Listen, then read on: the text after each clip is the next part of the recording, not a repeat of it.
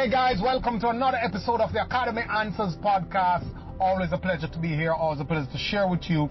And if it's your first time here, this is the Academy of Success podcast. I do a Facebook blog, I have a YouTube channel, the Academy of Success, and I've been just motivating, inspiring, and doing personal development and personal finance stuff, online marketing stuff for the last 3 years, and just trying to inspire people to live their full potential, to get to happiness, to be the source of their own happiness and income, and to find a way to cultivate that which is in them, that power, that strength that is in all of us. And I always tell people to forget your weaknesses, like society tell you to work on your weaknesses, work on your that and all that stuff. Forget that.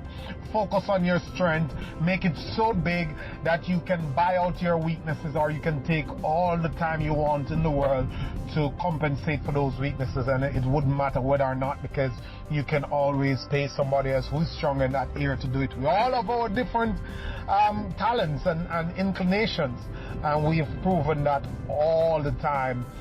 So the Academy Answers podcast is really to answer some of the questions that we get on our blog, that we get from our email list, from Instagram, from Facebook, for everywhere people reach us. They reach out to us and say, hey, how can you help me with this? I see what you're doing. We love what you're doing. You've helped me with that. I'm experiencing this problem. So I have this kid all the way in India who listened to me, and he was saying to me the other day, I saw some message popped up on my Instagram, and he said, hey, how you doing, Mr. Motivator? Motivate me. And I'm like, wow, motivate you. Okay. And I start to ask him a ton of questions. I didn't know what type of motivation he wants. I don't know what he was doing. So I was asking him a ton of questions, but I was out and about. So it was back and forth with the questions, back and forth, just asking him questions. He's answering me, not in detail, so I have to be digging deeper, going further, just to try to get a feel of what he's up to, what's holding him back. And then I think at some point he got frustrated with me and said that, hey, you're not helping me. I'm like, I cannot help you if I don't know your problem.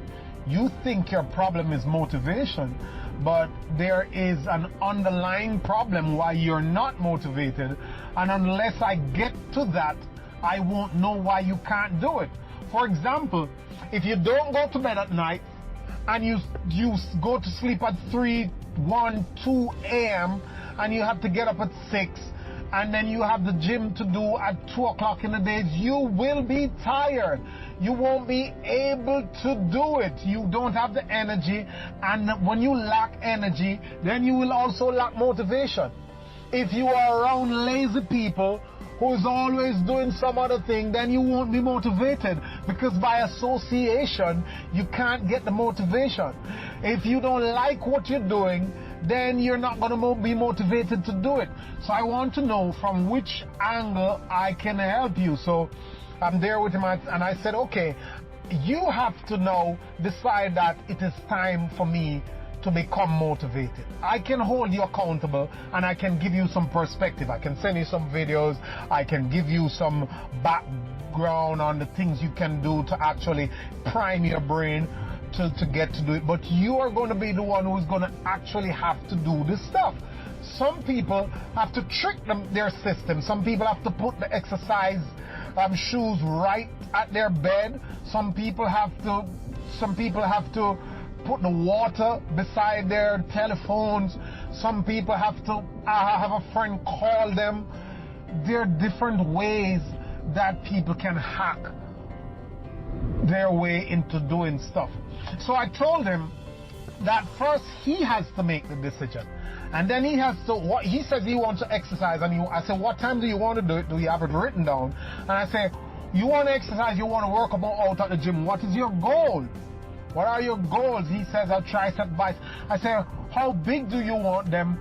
How soon do you want them? Put a timeline down. Get some photo of somebody you would like to look like who is doing the workout. and have it in front of you so you have a clearly defined goals and you have a measure.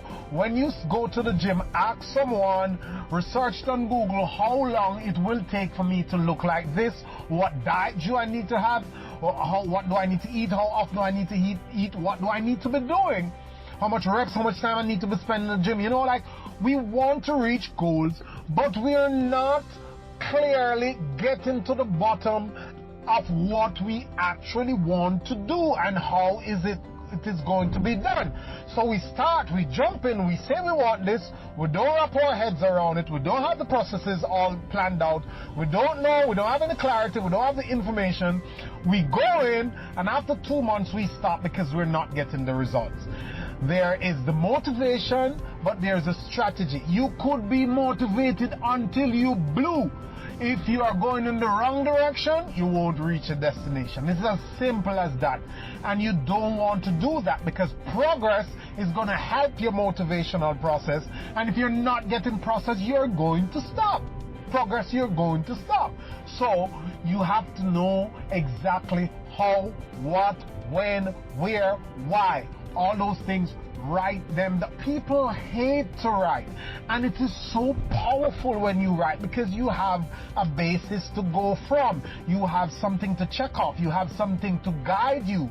You know, and there's also something from psychological research. There's some powerful thing that happens between the pen and the paper in the brain. Just when you're putting that pen to the paper, something happens in the brain that works in your favor. So write it down, decide what you want, break down the process, break down the strategies, have it clear in your mind, have a picture of what you want to do, set up little reward systems, and you can do it. That's how you get motivated.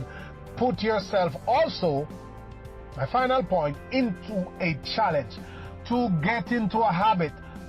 3 out of every 5 things we do is as a result of habit. If you can form the habit, which some people say is formed in 21 days, some people say it's in 30 days, some people say it's in 68 days. It doesn't matter. Get on a 30-day challenge and hack your brain into getting into the habit of doing the thing. If you can get into the habit, if you can hack your brain and make it become second nature, then you won't have to worry about pushing yourself. I went to 35 days of meditation before it has become a part of me. Now I don't meditate every day, but I at least get it in 3 times a week. It's over my head, it's over my brain to do it. So get on, get out there, define your thing, and get it done. Have a good one. Always a pleasure.